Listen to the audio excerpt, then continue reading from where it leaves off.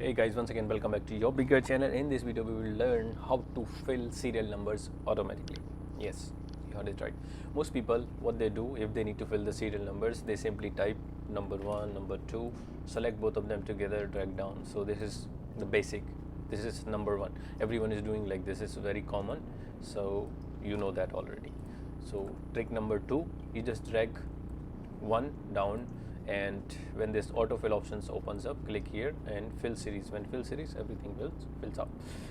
So number 3 we will talk about, you just type number 1 and bring your cursor in the corner down. When the plus sign appears, hold control key and drag down,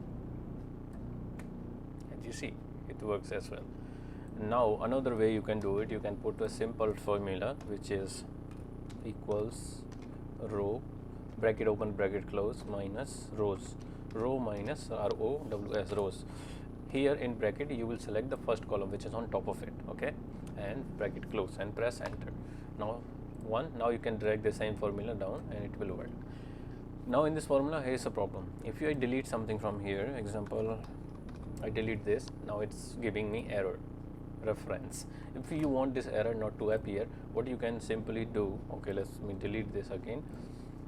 We will put the same formula again, this time little more complex. Row bracket open bracket close minus rows.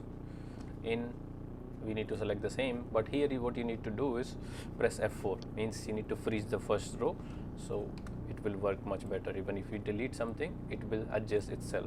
Example, I delete the same, all alt dr, here you see 6 7 8, again I will delete 7, but it will again appear. Yes, yeah, I hope you got it. So this is how this rows you can enter, I mean the serial number, with this row function. This is it about in this video guys. Hope you like it. If you like, please do subscribe to my channel. See you next time. Till then, bye bye, take care.